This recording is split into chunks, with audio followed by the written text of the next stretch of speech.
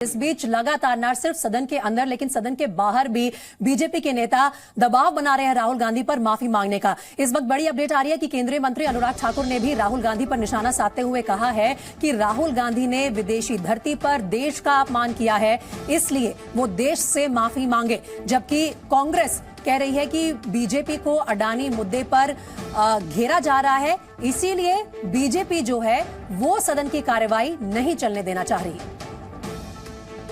आज दुनिया ने भारत के नेतृत्व को माना है, लेकिन शायद कांग्रेस मानने के लिए तैयार नहीं। लेकिन कम से कम संसद का अपमान तो ना करें, सांसदों का समय बर्बाद ना करें और देश के बारे इस तरह के विचार रखना ये दुर्भाग्य है जी। ये पार्टी जो खुद 60 साल सत्ता में रही और अब उनको भी विदेश में जाकर किसी ने ज्ञान दिया कि जब इंदिरा जी भी विदेश आई थी तब देश के बारे में कुछ नहीं कहा था।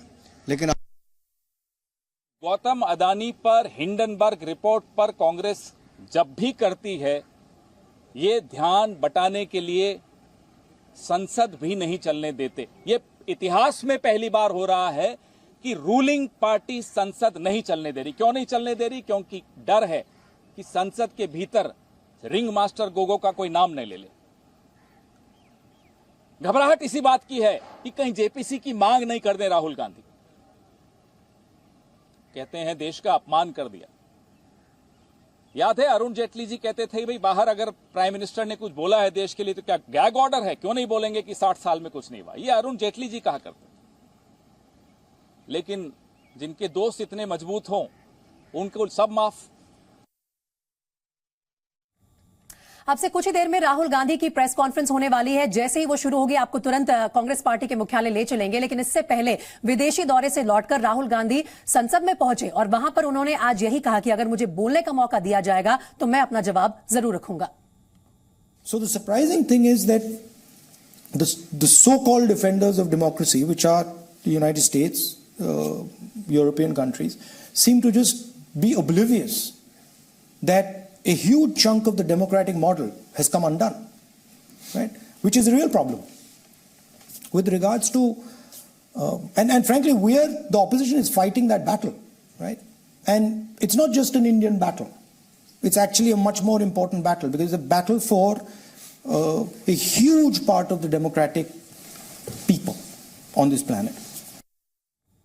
तो देखिए लंदन में इसी तरह के बयान कई मौकों पर, एक या दो नहीं बल्कि कई मौकों पर राहुल गांधी ने दिए थे, जिसका खामियाजा आज कहीं ना कहीं उन्हें भुगतना पड़ रहा है। क्योंकि कांग्रेस पार्टी को घेर के बैठी है सत्ता पक्ष के तमाम नेता और वो लगातार यही सवाल पूछ रहे हैं कि राहुल गांधी ने विदेशी धरती पर देश का अपमान क्यों किया और इसके चलते क्या राहुल गांधी देश से माफी मांगेंगे।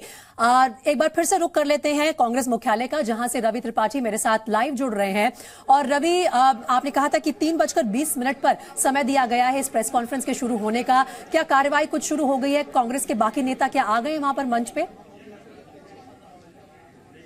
नहीं, अभी तक मैं मंच दिखाना चाहूंगा। मैं कैमरामैन से चाहूंगा कि तस्वीर दिखाए मंच की। देखिए मंच अभी खाली है। थोड़ी देर पहले जयराम रमेश जरूर आए थे। मैंने बताया ना कि जयराम रमेश ठीक 2:57 पर आए और ये बता के गए कि पीसी 3:20 से होगी। तो तमाम हमारे जो पत्रकार साथी हैं सब इंतजार कर रहे हैं कि 3:20 हो और 3:20 में राहुल गांधी आए या फिर हो सकता है टाइम और कुछ बढ़ जाए, क्योंकि 3:16 हो चुका है, अभी तक कुछ गुवाहट है नहीं।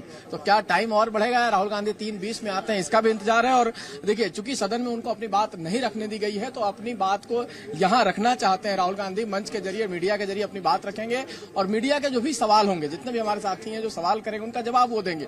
तो कुल मिलाजुलाकर तैयारी चल रही है। चूंकि राहुल गांधी को आप जानते हैं क्वेश्चन आंसर्स की तैयारी करने के लिए तो तमाम सारी टीम होती है। टीम के लोग भी उनको बताएंगे कि किस तरह से अगर जो सवाल आते हैं उनका जवाब देना और साथ ही साथ एक आपस में अंडरस्टैंडिंग बनाना है कि किस मुद्दे पर क्या आपको बोलना है, क्या किन चीजों को रखना है। क्योंकि कई बार पीसी में राहुल गांधी के पीसी से उल्टा मैसेज भी चला जाता है। तो इस बात का डर, क्योंकि रवि जब इस तरह की तैयारी नहीं की थी तो लंदन में कई तरह के बयान दे दिए थे राहुल गांधी ने और कांग्रेस पार्टी को घेरने का मौका दे दिया था भारतीय जनता पार्टी को। आप बने रहिए हमारे साथ, जैसे ही प्रेस कॉन्फ्रेंस शुरू होगी वापस लौटेंगे।